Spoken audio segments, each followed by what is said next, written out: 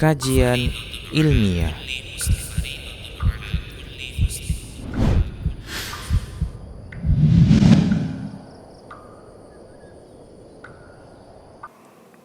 Bismillahirrahmanirrahim. Assalamualaikum warahmatullahi wabarakatuh.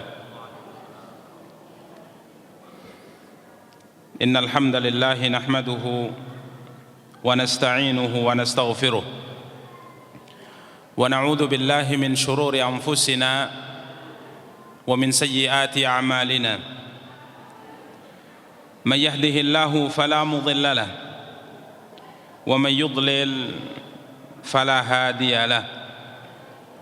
Ashhadu an la ilaha illallah wahdahu la syarika lah wa ashhadu anna Muhammadan abduhu wa rasuluh.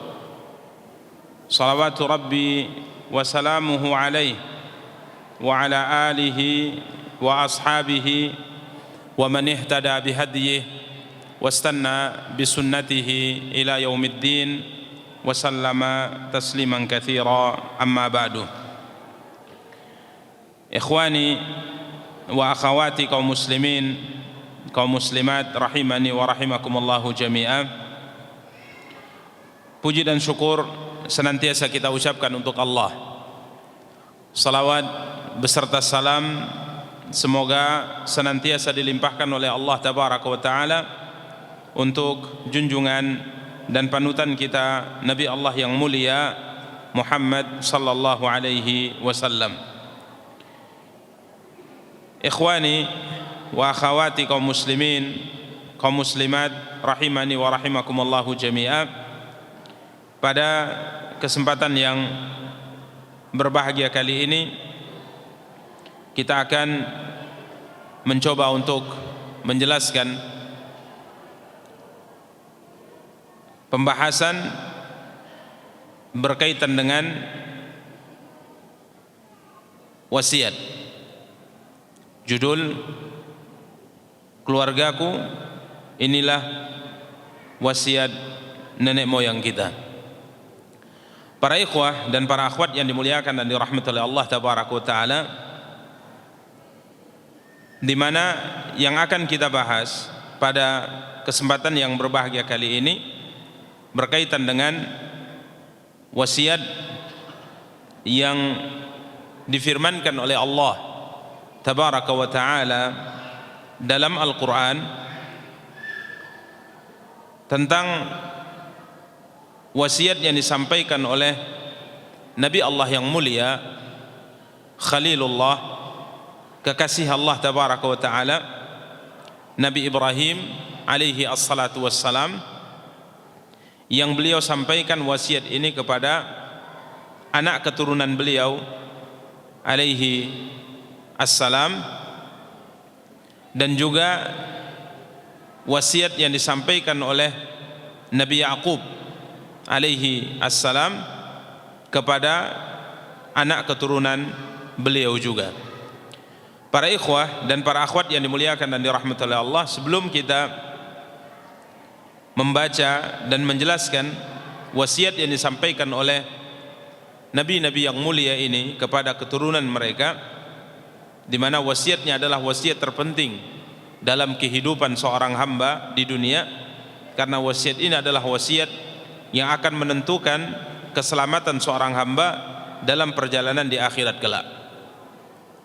Sebelum kita membahas tentang wasiat disampaikan oleh Nabi Allah yang mulia Ibrahim alaihi salatu wassalam dengan Nabi Yaqub alaihi salatu wassalam, maka sedikit kita ingatkan bahwa wasiat merupakan perkara yang sangat dianjurkan dalam syariat, sehingga syariat memerintahkan agar setiap kita sebagai seorang muslim dan muslimah tatkala memiliki keinginan untuk menyampaikan wasiat, maka hendaknya wasiat tersebut telah ia persiapkan.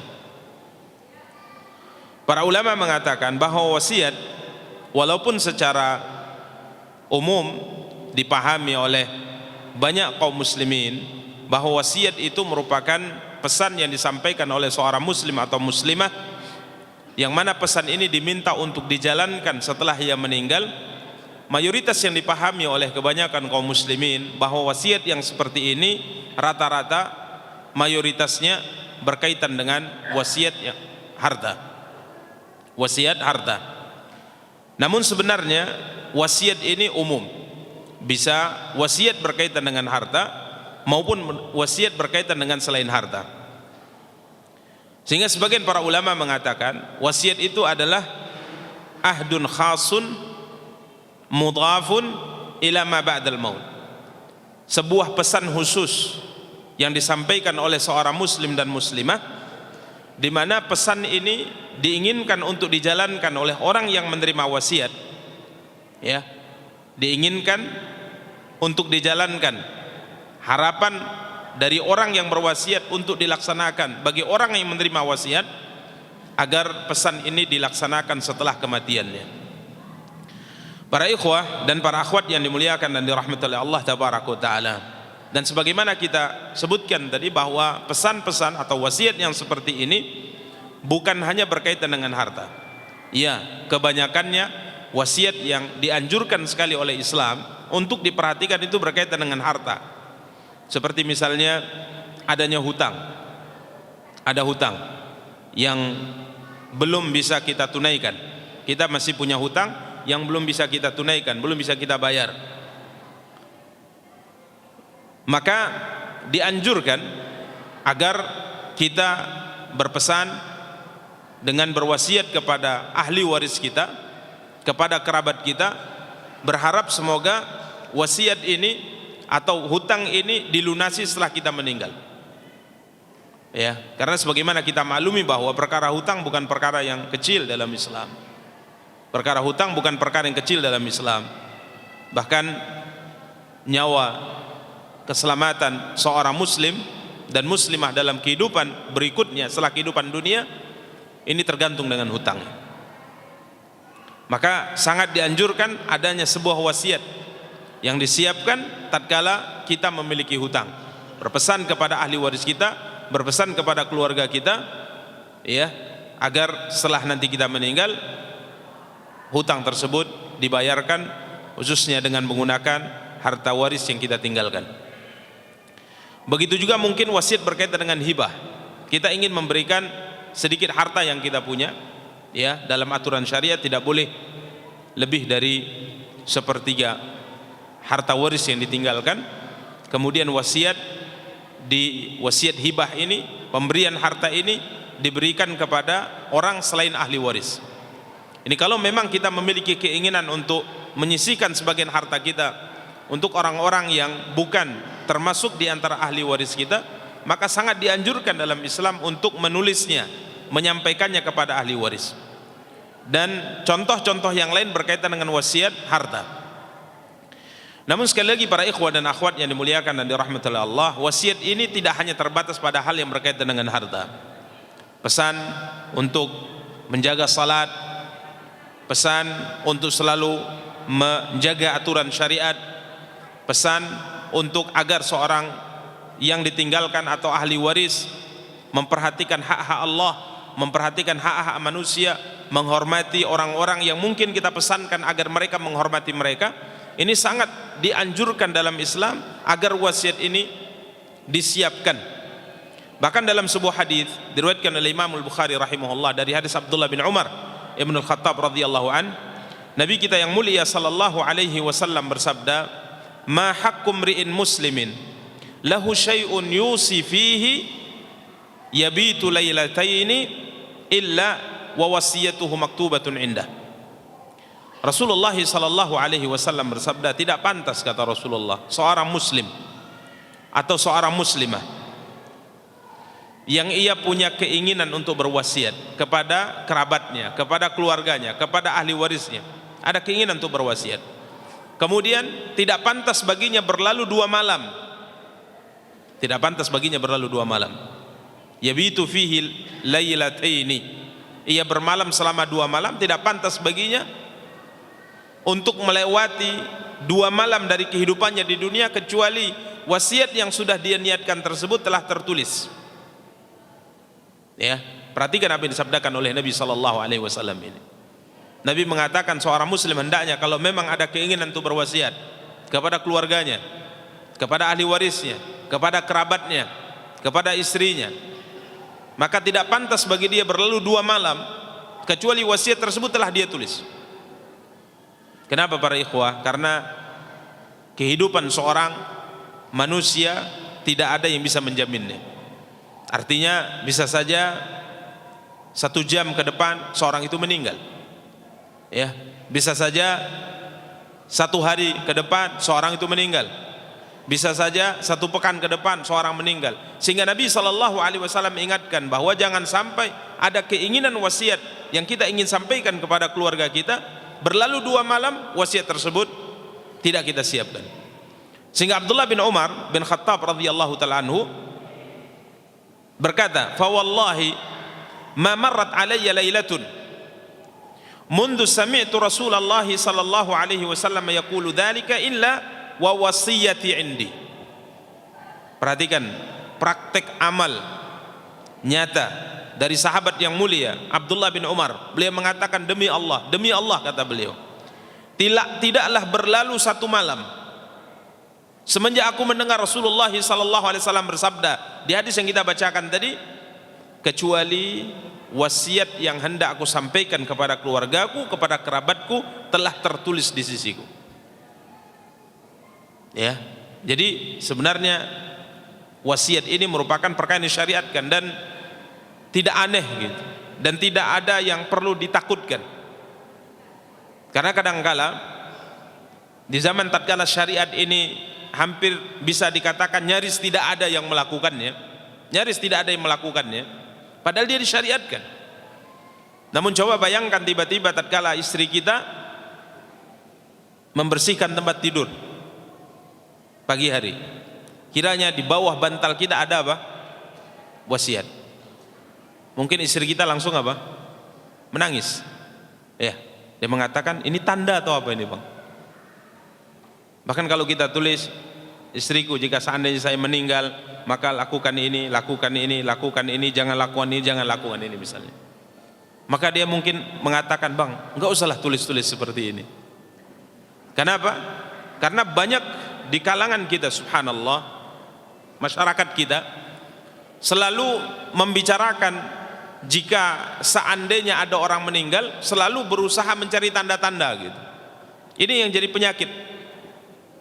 Selalu ditanya, kok tiba-tiba meninggal, ada nggak tanda-tanda? Sehingga subhanallah, sehingga syariat ini ditakuti, ya, ditakuti. Banyak orang, mungkin kita sebagai laki-laki, kalau istri kita juga menulis pesan wasiat diletakkan di bawah bantalnya, kemudian tiba-tiba kita membacanya, kadangkala hati ini juga berpikir, ini apakah tanda istri kita akan dipanggil oleh Allah tabaraka wa taala? Padahal ini merupakan syariat biasa yang hendaknya diamalkan oleh setiap muslim dan muslimah.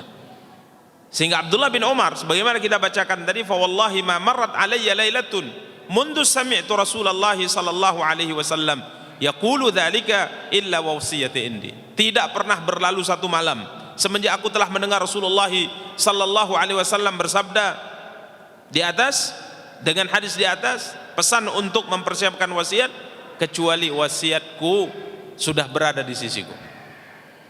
Demikian para ikhwah dan akhwat yang dimuliakan dan dirahmati Allah. Bahkan maklum dalam Al-Quran surat Al-Baqarah ayat 180, wasiat khususnya berkaitan dengan harta yang mungkin akan kita sisihkan sebagiannya kepada kerabat dan sebagainya, ini dahulu hukumnya wajib.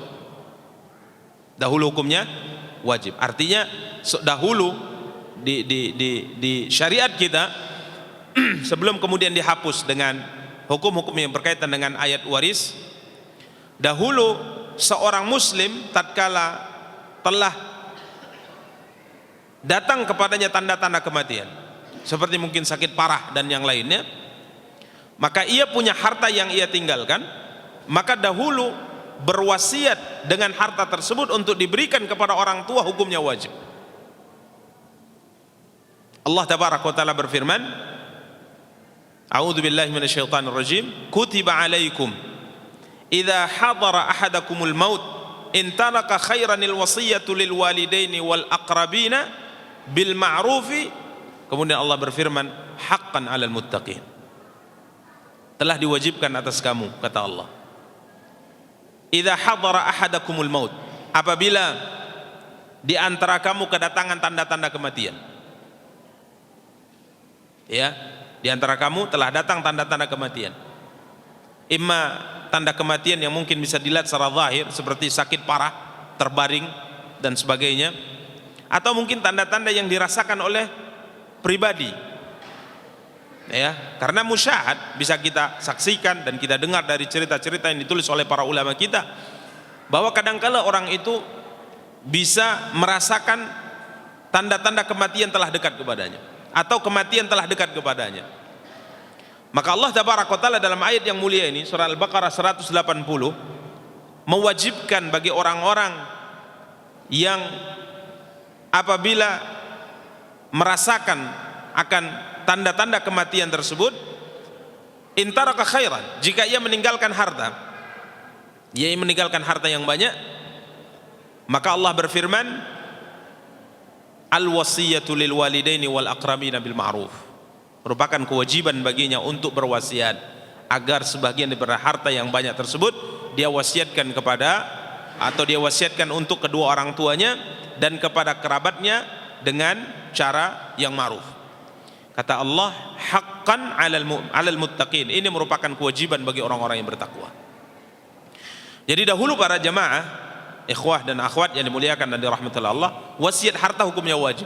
Tapi kemudian mayoritas para ulama mengatakan ayat ini mansukh, ayat ini dihapus. Surah Al-Baqarah 180 ini dihapus dengan turunnya beberapa ayat yang Allah firmankan dalam surah An-Nisa berkaitan dengan hukum waris.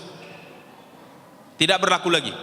Bahkan Nabi kita yang mulia sallallahu alaihi wasallam bersabda, innallaha qad a'ta kulladzi haqqin haqqahu fala wasiyata liwarithin. Sesungguhnya Allah Tabaraka wa Ta'ala telah menetapkan berapa bahagian bagi setiap kerabat yang punya hak jatah waris. Maka kemudian Nabi sallallahu alaihi wasallam bersabda, fala wasiyata liwarith, tidak ada wasiat harta yang dikhususkan kepada ahli waris. Jadi ini wasiat merupakan kewajiban dahulu, tapi kemudian dihapus hukumnya setelah turun ayat-ayat yang berkaitan dengan hukum waris. Namun tetap dianjurkan para ikhwah, sehingga para ulama rahimahumullahu ta'ala tatkala membahas tentang wasiat harta, tetap dianjurkan bagi kita yang punya harta mungkin berlebih, punya harta yang berlebih, agar ia berwasiat sepertiga dari hartanya dia infakkan. Ini baik, ini sangat baik, sehingga perhatikan apa yang terjadi pada contoh Sa'ad bin Abi Waqqas radhiyallahu ta'ala. Sa'ad bin Abi Waqqas tatkala beliau sakit di Mekah, sakit parah di Mekah, kemudian dijenguk, dikunjungi oleh Rasulullah sallallahu alaihi wasallam, maka beliau mengatakan, kala itu Sa'ad bin Waqqas merasa sepertinya beliau akan meninggal. Maka beliau berkata, ya Rasulullah, sesungguhnya saya punya banyak harta dan tidak ada yang akan mewarisi dari harta yang aku punya ini kecuali satu anak perempuan saja.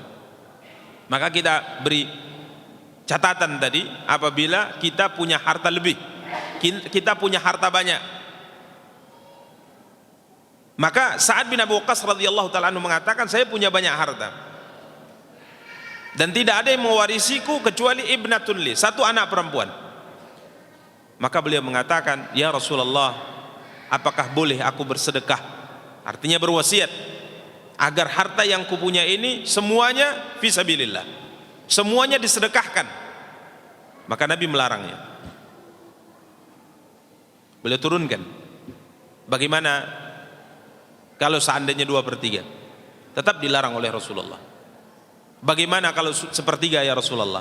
Maka Nabi mengatakan, ats-tsulits fats-tsulutsu katsir. Boleh, kalau sepertiga boleh, akan tapi sepertiga itu sudah cukup banyak. Ini sudah sangat banyak, kata Rasulullah.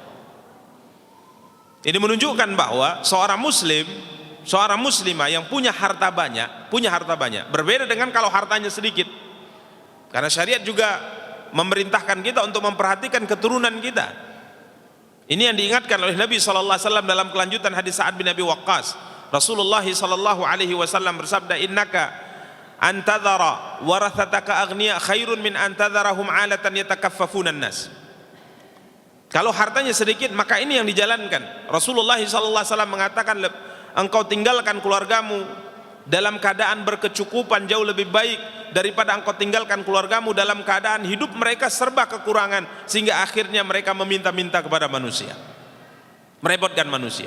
Tapi kalau harta banyak artinya keturunan kita, anak kita, kerabat kita berkecukupan, atau mungkin tatkala dibagi waris untuk mereka, perhitungan kita, mereka akan mendapatkan harta yang sangat banyak. Subhanallah, sangat dianjurkan seorang muslim ini, seorang muslimah ini untuk menyisihkan sepertiga dari hartanya yang diinfakkan setelah dia meninggal. Ini wasiat.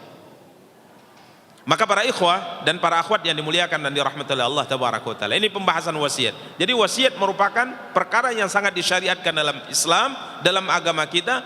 Apakah ia berkaitan, wasiat ini berkaitan dengan harta, ataupun wasiat berkaitan dengan yang lainnya.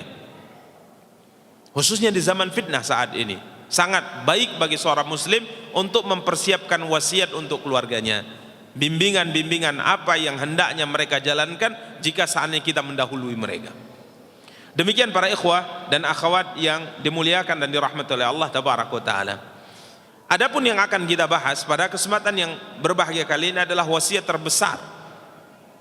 Wasiat yang diceritakan oleh Allah tabaraka wa taala dalam Al-Quran berkaitan dengan wasiat Nabi Allah yang mulia Ibrahim alaihi assalatu wassalam. Seorang Nabi yang semua kita tahu beliau adalah Khalilullah, kekasih Allah. Wattakhadallahu Ibrahima khalila.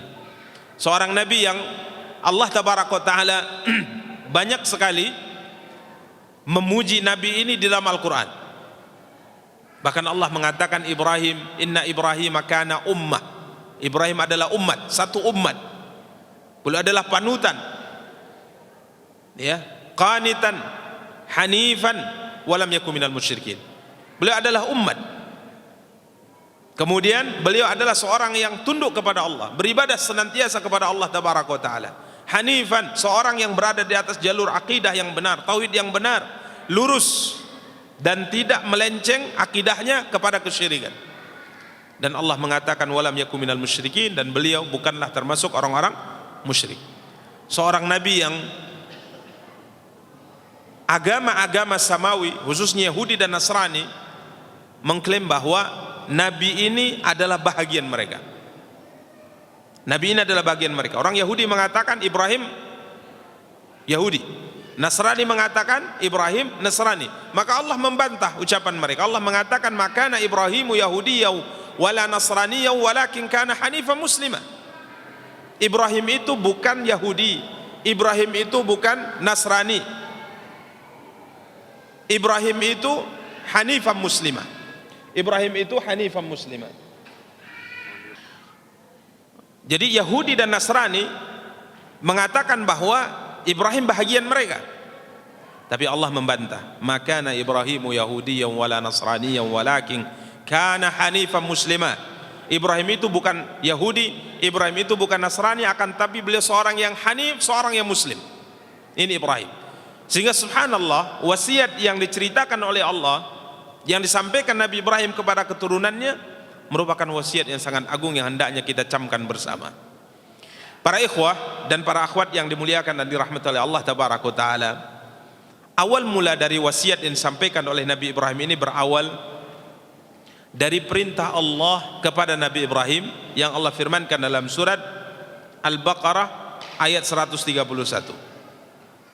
Allah berfirman kepada beliau alaihi assalatu wassalam, idh qala lahu rabbuhu aslim qala aslamtu lillahi rabbil alamin. Idh qala lahu rabbuhu aslim qala aslamtu li rabbil alamin. Allah berfirman, ingatlah ketika Tuhannya berfirman kepada Ibrahim. Allah berfirman kepada Ibrahim. Apa yang difirmankan oleh Allah kepada Ibrahim? Aslim. Ini perintah Allah kepada Nabi Ibrahim, aslim, tunduk, patuhlah kepada Allah. Tunduklah kepada Allah dan patuhlah kepada Allah. Ini perintah Allah kepada Nabi Ibrahim. Maka Nabi Ibrahim menjawab, Nabi Ibrahim menjawab, aslamtu lillahi rabbil alamin. Aku tunduk dan patuh kepada Allah, Tuhan semesta alam. Ya, ini awal mula kisah atau cerita tentang wasiat yang disampaikan oleh beliau kepada keturunannya. Dalam surah Al-Baqarah 131, Allah berfirman, idz qala lahu rabbuhu aslim. Ingatlah ketika Tuhannya, yakni Tuhan Ibrahim, Allah berfirman kepadanya, kepada Nabi Ibrahim, aslim, tunduklah dan patuhlah kepada Allah. Maka Ibrahim mengatakan, aslamtu li rabbil alamin. Aku tunduk patuh kepada Rabb semesta alam. Para ikhwah dan akhwat yang dimuliakan dan dirahmati Allah tabaraka wa taala, apa yang dimaksud dengan aslim di sini? Sehingga dengan penjelasan ini nanti kita akan tahu hakikat wasiat yang disampaikan Nabi Ibrahim kepada keturunannya. Al-Imam Al-Hafidz Ibnu Katsir rahimahullah berkata, tatkala Allah tabaraka wa taala berfirman, idz qala lahu rabbuhu aslim, qala aslamtu li rabbil alamin, ay amarahu Allahu bil ikhlasi lahu wal istislam wal inqiyad. Tatkala Allah tabaraka wa taala berfirman kepadanya, patuhlah dan tunduklah engkau kepada Allah, maksudnya Allah perintahkan beliau bil ikhlas. Allah perintahkan beliau untuk ikhlas. Wal istislam, dan Allah tabaraka wa taala juga perintahkan beliau alaihi salatu wassalam untuk berserah diri kepada Allah. Jadi diperintahkan ikhlas dan untuk berserah diri kepada Allah. Kemudian wal inqiyad, kata Imam Ibnu Katsir, diperintahkan untuk patuh. Jadi aslim sebagaimana diterjemahkan tadi yang kita bacakan, artinya tunduk dan patuhlah. Imam Ibnu Katsir mentafsirkan dengan dua hal di sini. Pertama, beliau mengatakan bil ikhlasi lahu wal istislam. Ikhlas dan berserah diri kepada Allah. Ikhlas dan berserah diri kepada Allah. Ini maknanya tauhid. Tauhid, mentauhidkan Allah tabaraka wa taala, mengesahkan Allah tabaraka wa taala. Kemudian yang kedua yang dikandung oleh makna aslim adalah inqiyad.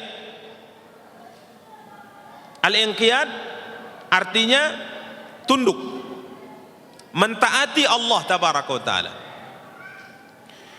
Sehingga para ikhwah dan para akhwat yang dimuliakan dan dirahmati Allah, kalau kita lihat perintah Allah yang Allah perintahkan kepada Nabi Ibrahim, kemudian dijawab oleh Nabi Ibrahim, aslamtu lillahi rabbil alamin, kemudian kita kaitkan dengan tafsir yang disebutkan oleh Imam Ibnu Katsir rahimahullah, maka subhanallah kita bisa memahami bahwa perintah yang Allah perintahkan Nabi Ibrahim dengan firman-Nya aslim adalah makna Islam secara umum yang sering dijelaskan oleh para ulama.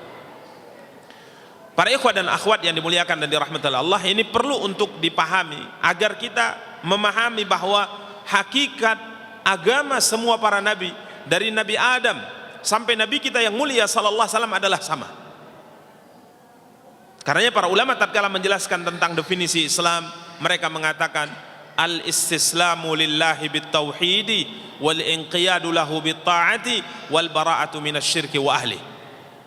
Islam itu adalah, ini agama Adam, Nabi Adam, apa agama beliau? Islam. Agama Nabi Nuh, Islam. Agama Nabi Musa, Islam. Agama Nabi Ibrahim, Islam. Agama Nabi Isa, Islam. Hatta agama Nabi kita yang mulia sallallahu alaihi wasallam, jelas Islam. Jadi Islam itu adalah agama semua nabi. Hanya saja ada Islam dengan definisi yang umum, ada Islam dengan definisi yang khusus. Kalau Islam yang khusus adalah Islam dengan keyakinan dan syariat yang dibawa oleh Nabi kita yang mulia sallallahu alaihi wasallam. Adapun Islam secara umum, ini yang dijelaskan oleh para ulama yang senada dengan apa yang Allah firmankan dalam surah Al-Baqarah 131 ini. Mereka berkata, Islam dengan definisi umum adalah al-istislamu lillahi bittauhid, berserah diri kepada Allah dengan mengesahkannya. berserah diri kepada Allah dengan mengesahkannya. Artinya kita esahkan Allah dalam perbuatannya yang kita kenal dengan istilah tauhid rububiyah, dan kita esahkan Allah dalam perbuatan kita ibadah yang kita kenal dengan tauhid uluhiyah, dan kita esahkan Allah dalam asma dan sifat yang dimiliki olehnya subhanahu wa ta'ala yang kita kenal dengan istilah tauhid asma dan sifat. Al-istislamu lillahi bitauhid, berserah diri kepada Allah dengan mengesahkannya, meyakini bahwa dia adalah satu-satunya pencipta, satu-satunya yang menghidupkan dan mematikan dan seterusnya daripada perbuatan yang dilakukan olehnya yang tidak ada yang melakukannya kecuali dia. Kemudian dalam kehidupan sehari-hari kita tidak menyerahkan atau melakukan sebuah ibadah kecuali hanya untuknya subhanahu wa ta'ala. Al-istislamu lillahi bitauhid. Kemudian yang kedua, al-inqiyadu lahu bitta'ah, tunduk kepadanya dengan mentaatinya subhanahu wa ta'ala. Jadi tauhid dan taat dalam amal. Wal bara'atu minasyirki wa ahli, dan berlepas diri dari kesyirikan dan orang-orang yang melakukan kesyirikan. Jadi para ikhwah dan akhwat yang dimuliakan dan dirahmati Allah, sekali lagi kita tegaskan bahwa perintah aslim bisa diartikan masuk Islamlah engkau. Maksudnya apa? Beribadah kepada Allah, jangan lakukan kesyirikan, kemudian patuhlah dan taatilah Allah dalam perintahnya. Ini Islam. Karenanya para ikhwah dan akhwat yang dimuliakan dan dirahmati Allah, kalau kita membaca dalam banyak ayat dalam Al-Quran yang kita kenal dengan istilah millah Ibrahim, banyak sekali dalam Al-Quran disinggung oleh Allah millah Ibrahim ini. Bahkan Nabi kita yang mulia sallallahu alaihi wasallam diperintahkan oleh Allah untuk mengikuti millah Ibrahim. Dalam surah An-Nahl ayat 123 misalnya Allah berfirman, "Tsumma auhayna ilaika anittabi' millata Ibrahim hanifa wa ma kana minal musyrikin."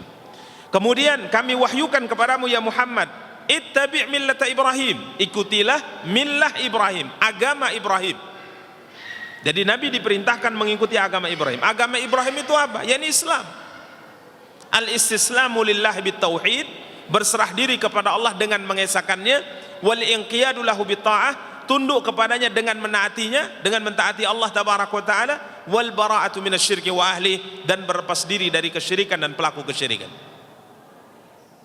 Dan subhanallah, tatkala kita perhatikan akidah ini, keyakinan ini, metode beragama yang seperti ini, bertauhid kepada Allah, tunduk dan patuh kepada perintah Allah tabaraka wa taala, ini merupakan akidah atau keyakinan dan agama yang sama sebagaimana kita sebutkan antara semua para nabi yang Allah utus di muka bumi. Demikian para ikhwah dan akhwat yang dimuliakan dan dirahmati Allah. Jadi millah Ibrahim itu apa? Islam. Millah Ibrahim adalah Islam. Al-istislamu lillahi bitauhid wal inqiyadu lahu bitta'ah, berserah diri kepada Allah dengan mentauhidkan Allah tabaraka wa taala dan tunduk kepadanya dengan mentaatinya subhanahu wa ta'ala. Ini Islam, ini millah Ibrahim yang Allah perintahkan Nabi kita yang mulia sallallahu alaihi wasallam untuk mengikutinya. Kemudian para ikhwah dan akhwat yang dimuliakan dan dirahmati Allah, setelah kita paham tentang Islam yang Allah perintahkan Nabi Ibrahim untuk masuk ke dalamnya, aslim, kemudian Ibrahim mengatakan aslamtu lillahi rabbil alamin, dan itu adalah tauhid, itu adalah ketaatan dan ketundukan kepada perintah Allah tabaraka wa taala. Maka mulai kita baca wasiat yang disampaikan oleh Nabi Ibrahim alaihi salatu wassalam kepada keturunannya. Allah tabaraka wa taala berfirman pada ayat berikutnya, surat Al-Baqarah 132. Surah Al-Baqarah 132. Allah berfirman, wa wassa biha Ibrahimu banihi wa Yaqubu ya baniya innallaha astafa lakumuddina fala tamutunna illa wa antum muslimun. Jadi setelah Allah berfirman tentang perintah Allah yang Allah firmankan kepada Nabi Ibrahim, tunduk dan patuhlah. Dan kita tahu kita sudah mengetahui apa maksud aslim di sini. Maksudnya adalah Islam yang telah kita sebutkan tadi. Maka Ibrahim mengatakan aslamtu lillahi rabbil alamin, aku tunduk dan patuh kepada Allah Rabb semesta alam. Maka Allah bercerita setelahnya, berfirman setelahnya pada ayat berikutnya 132. Wa wassa biha Ibrahimu banihi wa Yaqub. Dan Ibrahim telah mewasiatkan ucapan itu. Ucapan yang mana? Aslamtu lillahi rabbil alamin. Ibrahim telah mewasiatkan ucapan itu kepada anak-anaknya. Kepada anak-anaknya. Demikian pula Yakub. Demikian pula Yakub. Para ikhwah, sebagian para ulama membaca wa Yaquba dengan fathah mansub dengan huruf ataf mengikut kepada banihi. Jadi kalau dibaca dengan wa Yaqub, sedangkan di Al-Quran kita dibaca dengan dhammah, berarti marfu ma'tuf ala Ibrahim. Kalau dibaca dengan mansub, maka artinya adalah seperti ini. Dan Ibrahim telah mewasiatkan ucapan itu kepada anak-anaknya dan juga kepada Yakub. Artinya Nabi Ibrahim berpesan kepada keturunannya, dan juga pesan ini dia sampaikan kepada Nabi Yakub. Karena kita tahu Nabi Yakub adalah cucu Nabi Ibrahim. Sebagian ahli tafsir mengatakan Nabi Yakub ini lahir dewasa di saat Nabi Ibrahim belum meninggal. Jadi beliau dianugerahkan dari pernikahan dengan Sarah anak yang bernama Ishak. Kemudian Ishak dikarunia oleh Allah Tabaraka wa Ta'ala anak yang bernama Yakub, dan Yakub ini tumbuh besar dewasa di saat Nabi Ibrahim belum meninggal. Maka jika dibaca dengan fathah mansub, maka artinya adalah dan Ibrahim telah mewasiatkan ucapan itu kepada anak-anaknya dan juga kepada cucunya Yakub alaihissalam. Namun dalam Al-Quran yang kita pegang, harakatnya itu dhammah, marfu, ya, marfu, ma'tuf ala Ibrahim, sehingga diterjemahkan dan Ibrahim telah mewasiatkan ucapan itu kepada anak-anaknya. Demikian pula Yakub juga mewasiatkan kalimat yang sama kepada anak keturunannya. Dan kita tahu bahwa Nabi Yakub alaihissalam punya anak berapa? 11 selain Nabi Yusuf. Ya, jadi Nabi Yakub juga berwasiat dengan wasiat yang sama kepada keturunannya, sebagaimana wasiat ini pernah disampaikan oleh kakeknya, yakni Nabi Ibrahim, kepada keturunannya. Ala kulli hal, Allah Tabaraka wa Ta'ala berfirman, wa wassa biha Ibrahimu banihi wa Yaqub. Dan Ibrahim telah mewasiatkan ucapan itu, yakni aslamtu lillahi rabbil alamin, aku tunduk dan patuh kepada Allah Rabb semesta alam. Ini merupakan wasiat yang diwasiatkan oleh Nabi Ibrahim kepada keturunannya. Begitu juga wasiat yang disampaikan oleh Yakub kepada keturunannya. Kemudian Allah berfirman melanjutkan wasiat Nabi Ibrahim dan Yakub, innallaha astafa lakumuddina fala tamutunna illa wa antum muslimun. Hai anak-anakku, sesungguhnya Allah telah memilih agama ini bagimu, fala tamutunna illa wa antum muslimun, maka janganlah kamu mati kecuali dalam memeluk agama Islam. Ini nanti ada tambahan tafsir yang insya Allah akan kita bacakan dari tafsir Al-Imam Ibnu Katsir rahimahullahu ta'ala. Para ikhwah dan para akhwat yang dimuliakan dan dirahmati oleh Allah Tabaraka wa Ta'ala, jadi apa wasiat Nabi Ibrahim kepada keturunannya? Apa wasiat Nabi Yakub kepada keturunannya? Wasiatnya adalah aslamtu lillahi rabbil alamin.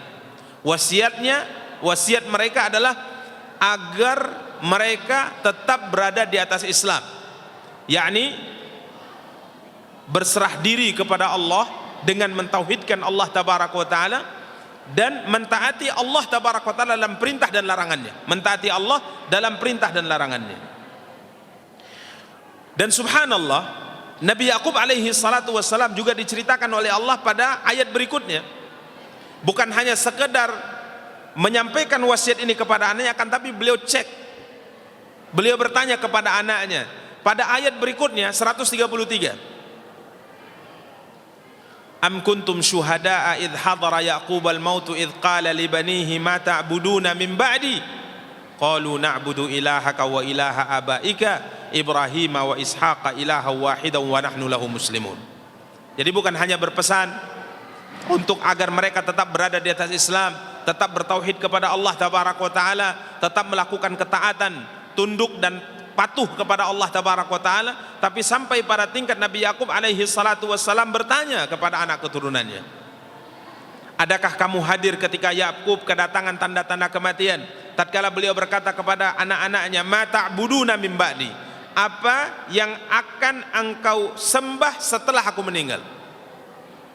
Maka anak-anak beliau mengatakan, na'budu ilahaka, kami kelak akan tetap menyembah sesembahanmu, yakni Allah, sesembahan ayah atau orang-orang tuamu, nenek moyangmu, yakni Ibrahim, Ismail dan Ishak, ilahan wahida, Tuhan yang Maha Esa, wa nahnu lahu muslimun, dan kami hanya tunduk dan patuh kepadanya subhanahu wa ta'ala. Sehingga Imam Ibnu Katsir berkata, tatkala mentafsirkan ayat 133 ini, beliau mengatakan anak Yakub memastikan kepada orang tua mereka, nuwahhiduhu bil uluhiyati wa la nusyriku bihi syai'an ghairahu wa nahnu lahu muslimun, ay muti'una khadi'un. Anak-anak Yakub berkata, kami akan mengesahkan Allah dengan beribadah hanya kepadanya, kami tidak beribadah kepada selain Allah, kami tidak akan melakukan kesyirikan dengannya dengan sesuatu apapun. Ini yang pertama, makna Islam. Kemudian yang kedua, wa nahnu lahu muslimun, ay muti'una khadi'un, kami akan taat dan tunduk patuh kepada Allah tabaraka taala. Para ikhwah dan para akhwat yang dimuliakan dan dirahmati oleh Allah, sejauh mana pentingnya wasiat ini? Sejauh mana pentingnya wasiat ini? Yang tadi tatkala kita berbicara tentang wasiat, mungkin kita berpikir bahwa yang kita fikirkan pada anak keturunan kita adalah bagaimana kondisi kehidupan mereka setelah kita tiada, bagaimana rezeki mereka, bagaimana kehidupan mereka tatkala kita tiada. Dan ini manusiawi. Tidak ada seorang ayah, tidak ada seorang ibu kecuali berpikir, khawatir, risau bagaimana anak keturunannya setelah ia meninggal nanti. Ini manusiawi. Bahkan tatkala kita tanya kepada setiap muslim dan muslimah yang memiliki anak, di antara yang ia khawatirkan adalah ini. Sehingga banyak sekali kita dapati kaum muslimin mempersiapkan sebaik-baiknya perkara dunia untuk keturunannya, karena ditakutkan anaknya akan mengalami kesulitan setelah dia meninggal. Betapa banyak orang tua muslim, lelaki maupun perempuan, yang menyiapkan banyak hal untuk keturunannya. Pekerjaan, rumah, kendaraan, bahkan sampai berpikir bagaimana menyiapkan tabungan untuk keturunannya, yang jika seandainya nanti tiba-tiba kematian menjemputnya, mereka tidak susah lagi, mereka tidak bingung lagi. Betapa banyak kita dengar orang tua berkata, ayah, ibu bersusah-susah saat ini bekerja, beraktivitas, pulang pergi pagi, pulang petang, ini untuk kalian, untuk kalian. Tapi masya Allah para ikhwah dan akhwat yang dimuliakan dan dirahmati Allah, ada satu hal yang walaupun kita katakan ini manusiawi, karena kecintaan kita kepada anak keturunan kita, kecintaan kita kepada keluarga, ini hal manusiawi, tidak bisa ditolak. Ya, tidak bisa kita mengatakan kamu jangan khawatir atas masa depan anakmu. Siapa orang tua yang tidak khawatir atas masa depan anaknya? Tapi di sana ada sesuatu yang jauh lebih penting yang harus diperhatikan, yakni berkaitan dengan wasiat yang disampaikan oleh Nabi Ibrahim, Nabi Yakub kepada anak keturunannya, agar selalu menyembah Allah, tidak melakukan kesyirikan kepada Allah tabaraka taala, dan agar selalu tunduk dan patuh kepada Allah tabaraka taala. Ini makna Islam. Karena akidah tauhid ini, tunduk dan patuh, berpegang teguh dengan Islam ini merupakan jaminan keselamatan bagi seorang muslim dan muslimah dalam kehidupan yang kekal abadi. Para ikhwah dan akhwat yang dimuliakan dan dirahmati Allah, sering kita mendengar firman Allah tabaraka taala. Firman ini di satu sisi mungkin sebagai kabar gembira bagi orang-orang yang memiliki nikmat ini, namun di sisi lain adalah sebuah ancaman bagi orang-orang yang berani melepaskan nikmat ini. Allah berfirman dalam surat Ali Imran ayat 85, ayat yang hampir semua muslim pernah mendengar ayat ini. Allah berfirman, "Wa may yabtaghi ghairal islami dinan fala yuqbala minhu wa huwa fil akhirati minal khasirin." Barang siapa yang mencari agama selain Islam. Apa yang maksud Islam? Yang kita jelaskan di atas. Al-istislamu lillahi bit-tauhidi wal inqiyadu lahu bit-ta'ati wal bara'atu minasyirki wa ahli. Ini Islam. Barang siapa yang mencari agama selain agama Islam, Allah berfirman, "Fala yuqbala min", sekali-kali tidaklah akan diterima agamanya. Amal apapun yang dilakukan oleh seorang yang tidak berada di atas Islam, maka amalnya tidak akan diterima. Tidak akan diterima. Sekalipun dia adalah orang yang paling dermawan, sekalipun dia adalah orang yang paling baik. Dan ketetapan ini, karena sebagian para ulama mengatakan bahwa yang maksud dengan Islam pada surat Ali Imran ayat 85 ini mencakup Islam secara umum sebelum Nabi kita maupun Islam secara khusus agama Nabi kita yang mulia sallallahu alaihi wasallam. Jadi dari zaman Nabi Adam sampai zaman Nabi kita yang mulia sallallahu alaihi wasallam sampai hari kiamat, tidak ada agama yang diterima oleh Allah kecuali Islam. Siapapun yang hidup di atas muka bumi ini tidak beragama dengan agama Islam, amal apapun yang dia lakukan tidak akan diterima oleh Allah. Sebelum Nabi kita, ini Islam secara umum dengan penjelasan yang telah kita sebutkan. Adapun setelah Nabi adalah Islam Muhammad. Sehingga siapapun yang hidup setelah Nabi diutus, sekalipun dia mengikuti agama-agama sebelum Nabi seperti agama Nabi Isa, Nabi Musa, Nabi Nuh, Nabi Daud, dia ikuti agama itu, tapi tatkala dia tidak mengikuti agama Muhammad, maka Islamnya ditolak, karena tidak ada Islam setelah Muhammad kecuali Islamnya Muhammad sallallahu alaihi wasallam. Wa may yabtaghi ghairal islami dinan, barang siapa mencari agama selain agama Islam, maka sekali-kali tidaklah akan diterima agama itu daripadanya. Tidak ada amal yang akan diterima oleh Allah darinya, sekalipun dia adalah orang yang paling baik menurut pandangan manusia. Dia tidak menganut Islam, bangun masjid, tidak diterima amalnya, tidak bernilai sedikit pun di sisi Allah. Dia tidak Islam, dia tidak Muslim, dia bersedekah, tidak diterima sedekahnya. Dia tidak Islam, dia tidak Muslim, menyantuni anak yatim, sama sekali tidak berguna amalnya.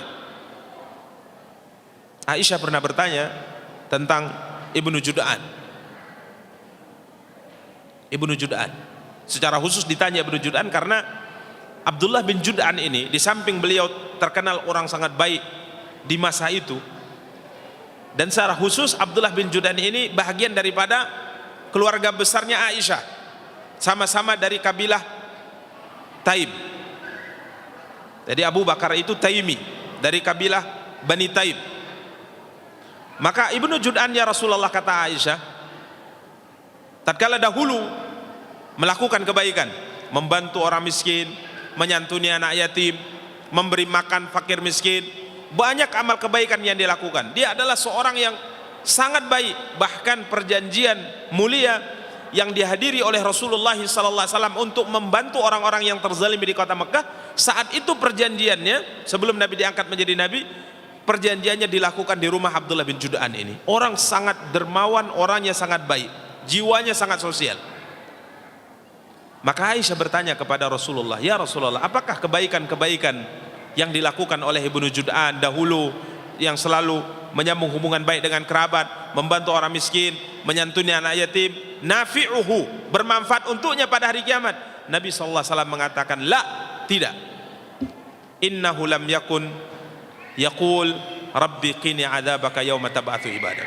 Tidak pernah dalam hidupnya dia berkata, "Tuhanku, selamatkan diriku dari siksa api neraka di saat engkau bangkitkan hambamu kelak pada hari kiamat." Artinya dia tidak beriman kepada hari kebangkitan, dia tidak beriman kepada syariat, dia bukan seorang yang muslim, maka semua amal yang dilakukan tidak berguna. Ini yang kita katakan bahwa ayat ini adalah kabar gembira bagi orang yang sudah punya nikmat Islam, dan ayat ini juga ancaman bagi orang sebenarnya tidak punya nikmat Islam. Sehingga Nabi kita yang mulia sallallahu alaihi wasallam pernah bersabda dalam hadis yang diriwayatkan oleh Imam Muslim dari hadis Abu Hurairah radhiyallahu an, Nabi kita yang mulia sallallahu alaihi wasallam bersabda, Abu Hurairah bercerita, syahidna ma'a Rasulillah sallallahu alaihi wasallam Hunainan, kami berperang bersama Rasulullah sallallahu alaihi wasallam di perang Hunain, perang yang dilakukan oleh Nabi setelah penaklukan kota Makkah melawan suku Hawazin.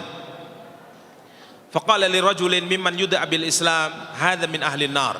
Nabi kita yang mulia sallallahu alaihi wasallam berkata kepada seorang yang mengaku Islam, masuk dalam barisan kaum muslimin di perang ini, Nabi mengatakan hadza min ahli nar. Ini orang termasuk penduduk api neraka. Padahal dia berada di barisan kaum muslimin. Nabi mengatakan dia di neraka. Falamma hadarna al-qitala qatala ar-rajulu qitalan shadidan fa asabathu jiraha. Di saat terjadi perang, lelaki yang divonis oleh Nabi akan masuk ke dalam neraka bertempur dengan sangat luar biasa. Qatala qitalan shadidan, bertempur dengan pertempuran yang sangat luar biasa. Maju ke barisan musuh dan bertempur maksimal, syadidan, fa asabathu jiraha, sampai akhirnya terluka parah. Dia terluka parah. Faqil, maka ada yang berkata kepada Rasulullah, tadi Nabi sudah memvonis lelaki itu penduduk neraka. Secara zahir dilihat oleh para sahabat seperti tidak mungkin, karena ia telah berjihad dan sampai terluka parah. Artinya sepertinya kesimpulan para sahabat saat itu secara zahir, selangkah lagi dia akan masuk surga. Karena seorang yang syahid di medan perang dijamin atau dijanjikan masuk ke dalam surga Allah tabaraka wa taala. Maka ada lelaki mengatakan, ya Rasulullah, ar-rajul alladzi qulta lahu anifan, ya Rasulullah, lelaki yang kau vonis di neraka, innahu min ahli nar fa innahu qatala al-yawma qitalan shadidan wa qad mat. Kiranya laki-laki tadi terluka parah, tidak lama kemudian meninggal. Secara zahir syahid tempatnya di mana? Surga Allah. Maka seorang laki-laki datang kepada Rasulullah kemudian mengatakan, ya Rasulullah, lelaki yang kau katakan di neraka, saya lihat dia bertempur dengan sangat hebat ya Rasulullah, kemudian terluka parah, kemudian mati. Artinya syahid ya Rasulullah. Bagaimana dia di neraka padahal dia syahid? Faqala Nabi sallallahu alaihi wasallam, ilan nar, tetap dia dicampakkan ke dalam neraka.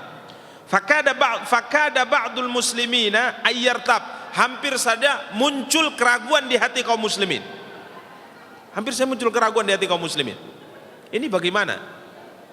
Berjihad di depan mata kepala mereka, perjuangan yang sangat luar biasa, ya, pemberani, kemudian terluka dan secara zahir syahid, tapi tetap Nabi katakan di neraka.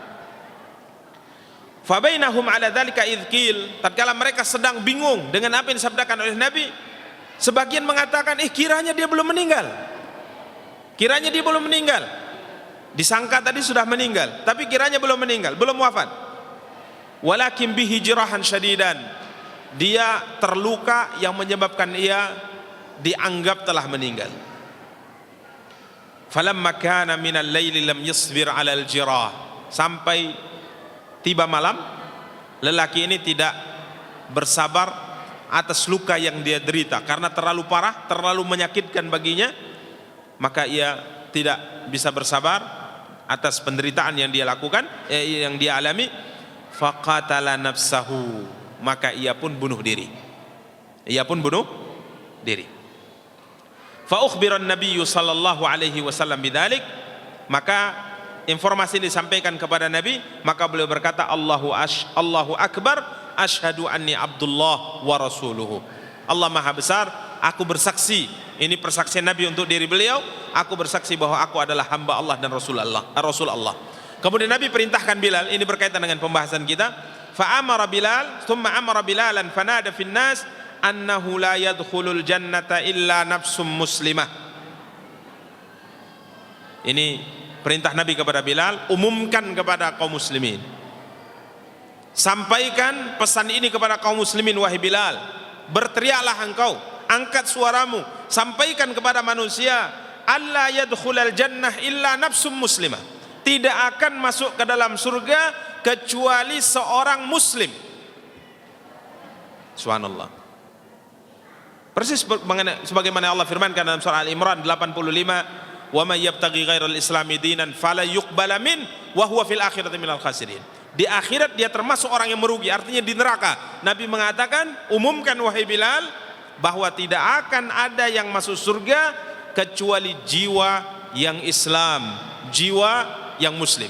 Di sini kita bisa melihat para ikhwah dan akhwat yang dimuliakan dan dirahmati Allah, pentingnya berwasiat kepada kerabat kita, kepada anak kita, kepada istri kita, jika kita mendahului mereka, agar mereka tetap berada di atas Islam, tauhid kepada Allah, tunduk dan patuh kepada syariat Allah. Karenanya Ibrahim mengingatkan, Nabi Yakub kembali mengingatkan, dan bahkan mengecek sejauh mana kesiapan anak keturunannya untuk menjalankan wasiat ini.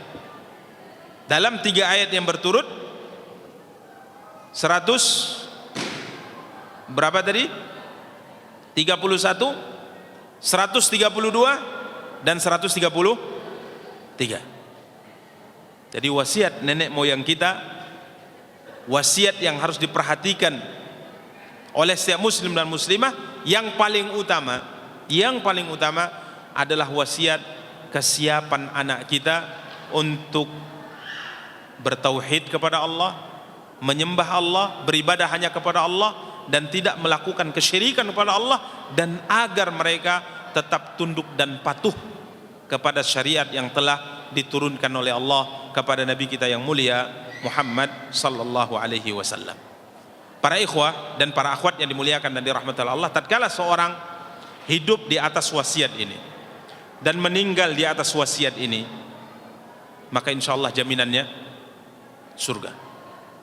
Jaminannya surga. Sekalipun mungkin dosa banyak dia lakukan, mungkin Allah campakkan ia terlebih dahulu di neraka, tapi pasti akan dikeluarkan dari neraka. Inilah iman, inilah wasiat ini. Ya, sekalipun mungkin dia banyak melakukan dosa, tapi kalau dalam hidupnya tidak pernah melakukan kesyirikan pada Allah, selalu beribadah kepada Allah dan tidak pernah melakukan kesyirikan, pasti Allah akan keluarkan dia dari neraka. Ini janji dan jaminan dari Allah tabaraka wa taala.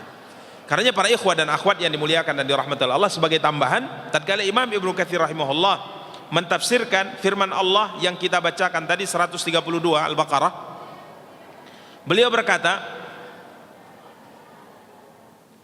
ya wa wassa biha Ibrahimu banihi wa Yaqub, ya baniya innallaha astafa lakumuddin fala tamutunna illa wa antum muslimun. Beliau berkata, di antara makna dari para wasiat ini adalah ahsinu fi halil hayah walzamu hadza liyarzuqakumullahul wafata alaih. Berbuat baiklah dalam kehidupan dunia dan tetap istiqamalah engkau di atas Islam ini. Karena pesannya wala tamutunna illa wa antum muslimun, dan janganlah kamu mati kecuali dalam memeluk agama Islam. Artinya berusahalah dalam kehidupan selalu berada di atas Islam. Ibadah hanya kepada Allah, jangan lakukan kesyirikan, tunduk dan patuhlah kepada syariat Allah. Terus continue, terus istiqamah di atas wasiat ini. Imam Ibnu Katsir mengatakan, agar kalau engkau istiqamah di atas wasiat ini, maka Allah akan berikan kepada kamu rezeki karunia engkau wafat di atas Islam. Fa innal mar'a, kata Imam Ibnu Katsir, ghaliban ala makana alaih wa yub'ats ala ma mata alaih. Karena kebanyakan manusia akan diwafatkan oleh Allah di atas keadaan yang biasa dilakukan dalam kehidupan dunia. Jadi kalau dalam kehidupan dunia kita istiqamah beribadah dan tidak melakukan kesyirikan, maka kita insyaallah mati di atas tauhid. Ya. Wa yub'ats ala ma mata alaih. Bahkan kelak pada hari kiamat, banyak di antara manusia akan dibangkitkan sesuai kondisi bagaimana dia matinya. Contoh misalnya Nabi SAW tatkala menceritakan tentang orang yang syahid di medan perang. Orang yang syahid di medan perang kan tidak dimandikan. Tidak dimandikan.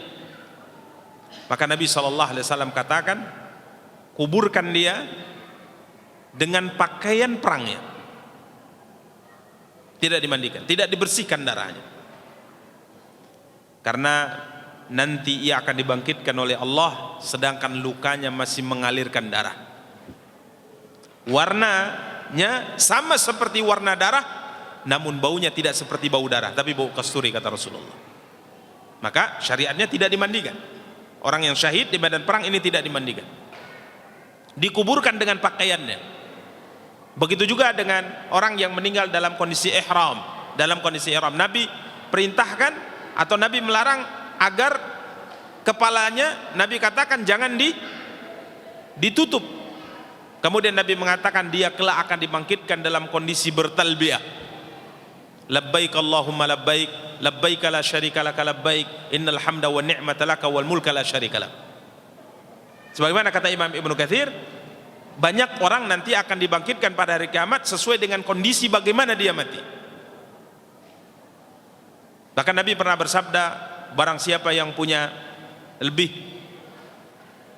satu istri, dia punya 2 atau 3 istri. Kemudian Nabi SAW mengatakan ia lebih condong kepada salah satu di antara keduanya, salah satu di antara keduanya atau ketiganya atau keempatnya lebih condong dia melakukan kezaliman, tidak adil, maka ia akan dibangkitkan oleh Allah pada hari kiamat sesuai dengan apa yang dilakukan dalam kehidupan dunia. Dalam kondisi apa? Miring bahunya. Jadi seorang itu, kata Imam Ibnu Katsir, akan meninggal sesuai dengan amal yang senantiasa dia lakukan dalam kehidupan dunia. Kalau ia selalu bertauhid, selalu di atas akidah, selalu beribadah hanya kepada Allah dan tidak melakukan kesyirikan pada Allah, selalu melakukan ketaatan, maka wafatnya juga seperti itu. Wa wassa biha Ibrahimu banihi wa Yaqub, ya baniya innallaha astafa lakumud dina fala tamutunna illa wa antum muslimun. Jadi bagaimana agar kita tetap bisa hidup di atas wasiat ini, di atas Islam, mati di atas Islam? Maka pegang makna Islam yang telah kita jelaskan tadi. Ibadah hanya kepada Allah dan jangan lakukan kesyirikan, tunduk dan patuh hanya kepada Allah tabaraka wa taala. Para ikhwah dan akhwat yang dimuliakan dan dirahmati oleh Allah tabaraka wa taala, waqad ajrallahu al-karim, waqad ajrallahu al-karim 'adatahu bi anna man qasada al-khaira waffaqa lahu wa yassara alaih wa man nawa salihan thabata alaih. Imam Ibnu Katsir melanjutkan tafsir beliau, dan Allah telah menetapkan ketentuannya di alam semesta ini bahwa orang yang berniat melakukan kebaikan, maka Allah akan bimbing dia untuk melakukan kebaikan tersebut dan Allah akan mudahkan jalannya. Jadi kalau kita punya niat untuk melakukan kebaikan, punya niat untuk melakukan perkara yang diperintahkan oleh Allah, ada usaha dan ada perjuangan, maka Allah pasti akan bimbing kita, berikan hidayah taufik kepada kita, dan Allah akan mudahkan langkah kita untuk melakukan apa yang sudah kita niatkan.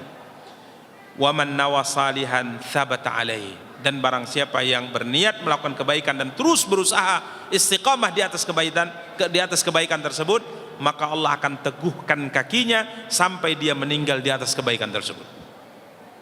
Maka para ikhwah dan para akhwat yang dimuliakan dan dirahmati oleh Allah, sebagaimana firman Allah tabaraka wa taala, fa amma man a'ta wattaqa wa saddaqa bil husna fasanuyassiruhu lil yusra wa amma man bakhila wastaghna wa kadzdzaba bil husna fasanuyassiruhu lil usra.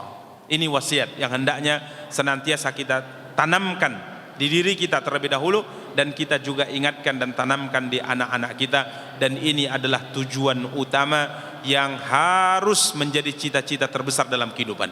Jadi silahkan kita menyiapkan apa yang bisa kita siapkan untuk anak keturunan kita berkaitan dengan kehidupan dunia, tapi ketahui bahwa wasiat tauhid kepada Allah ini merupakan wasiat yang paling utama harus kita fikirkan. Karena sungguh demi Allah, kalau seorang hamba itu melenceng dari tauhid, melakukan kesyirikan kepada Allah tabaraka wa taala, maka tidak ada jaminan keselamatan baginya sama sekali. Ya. Ini pentingnya pembinaan diri kita, keturunan kita di atas tauhid. Ini kunci surga. Ini penentu seorang itu masuk surga atau tidak.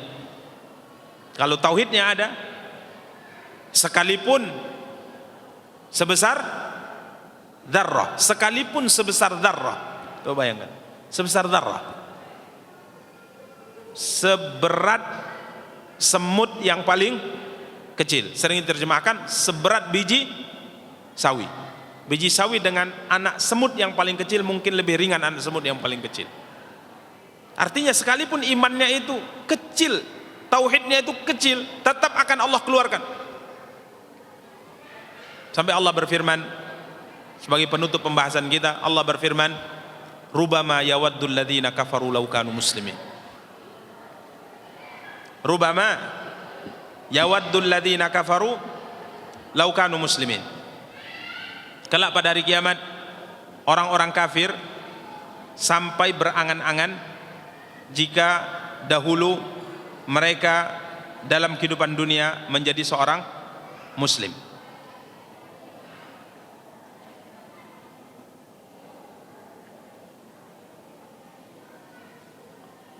Allah berfirman,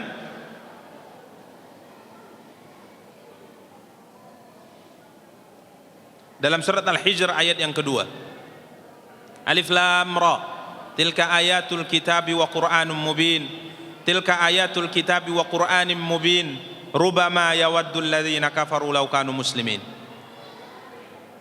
Orang-orang kafir itu seringkali nanti pada hari akhirat, orang kafir yang tidak muslim, tidak berpegang dengan Islamnya, baik dari zaman Nabi Nuh maupun sampai hari kiamat nanti, sering sekali nanti di akhirat menginginkan, berangan-angan, berandai-andai kiranya mereka dahulu di dunia menjadi orang-orang muslim. Kenapa para ikhwah? Karena Allah bersikap memperlakukan seorang yang berada di atas wasiat yang sedang kita bahas berbeda dengan orang yang tidak berpegang dengan wasiat itu. Dari padang mahsyar Allah perlakukan muslim berbeda dengan selain muslim. Yang muslim masuk ke neraka, bahkan dalam perhitungan amal juga berbeda. Perhitungan amal juga berbeda. Ya. Bahkan kalaupun kafir dengan muslim ini sama-sama masuk neraka, perlakuannya di neraka juga berbeda. Jadi perlu kita perhatikan bahwa siksa kufar, orang kafir dengan siksa orang beriman itu berbeda, tidak sama. Dan termasuk yang membuat mereka nanti berangan-angan jika dahulu di dunia mereka dalam kondisi muslim adalah tatkala Allah berfirman, keluarkan dari neraka setiap yang kalian kenal wahai orang-orang Islam. Maka orang Islam yang bertauhid mengeluarkan semua orang yang mereka kenal.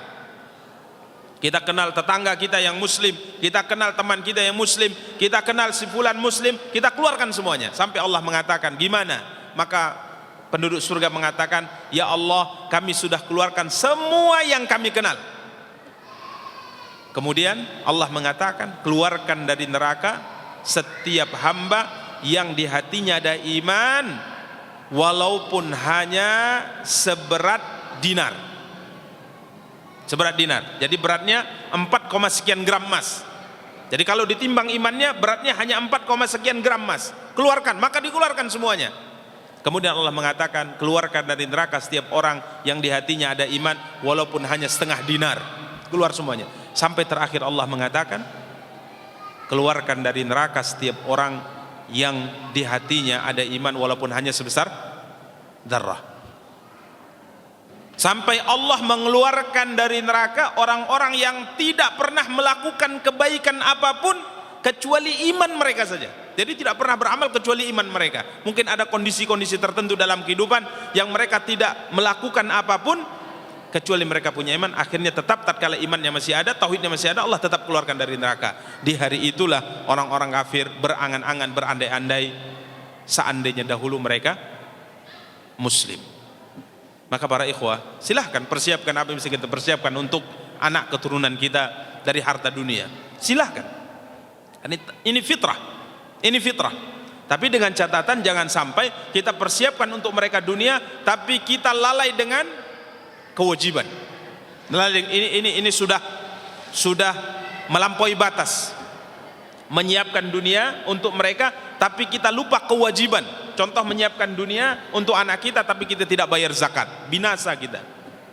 Binasa kita.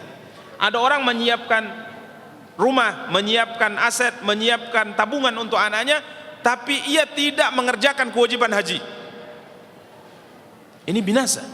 Jadi siapkan dunia silahkan, tapi jangan lupa kewajiban yang Allah wajibkan kepada engkau wahai ayah, kepada engkau wahai ibu. Namun di sebalik itu kita ingatkan ada perkara yang hendaknya kita siapkan. Apa itu? Memperkuat keimanan, tauhid keturunan kita, agar mereka hidup di atas tauhid dan mati di atas tauhid, hidup di atas Islam dan mati di atas Islam, sehingga akhirnya kita dan mereka semuanya akan diselamatkan oleh Allah dan disatukan oleh Allah di dalam surga. Karena Nabi berkata, tidak akan masuk surga kecuali jiwa yang muslim, kata Rasulullah sallallahu alaihi wasallam. Demikian para ikhwah dan akhwat yang dimuliakan dan dirahmati oleh Allah. Dan ini tidak mungkin, pesan ini, wasiat ini tidak mungkin seketika kita hanya tulis. Ya, sebagian berpikir ya sudah, nanti saya tulis saja agar mereka tetap bertauhid, melakukan kesyirikan. Tidak mungkin kecuali kita bimbing mereka, kita didik mereka di atas tauhid ini. Karena sebagaimana Imam Ibnu Katsir tadi ingatkan, bahwa seorang itu akan mati di atas kebiasaannya. Seorang itu akan mati, meninggal di atas amal perbuatan selama hidupnya dia lakukan. Makanya wasiat ini bukan hanya sekedar disiapkan untuk dicatat dan diingatkan kalau kita nanti meninggal, tapi dari sekarang kita harus arahkan keluarga kita, keturunan kita, anak-anak kita untuk tetap berpegang teguh dengan Islam, menjalankan perintah Allah tabaraka wa taala, bertauhid kepadanya, melakukan ibadah kepada Allah dan tidak melakukan kesyirikan kepada Allah, dan tunduk dan patuh kepada syariat Allah tabaraka wa taala. Demikian para ikhwah dan para akhwat yang dimuliakan dan dirahmati oleh Allah tabaraka wa taala, yang dapat kita sampaikan pada kesempatan yang berbahagia kali ini. Semoga yang kita sampaikan ada faedahnya. Mungkin hanya ini yang dapat kita sampaikan, kita cukupkan. Wassallallahu ala nabiyyina Muhammadin wa ala alihi wa sahbihi wa tabi'in. Subhanakallahumma bihamdika asyhadu an la ilaha illa anta astaghfiruka wa atubu ilaik. Wassalamu alaikum warahmatullahi wabarakatuh.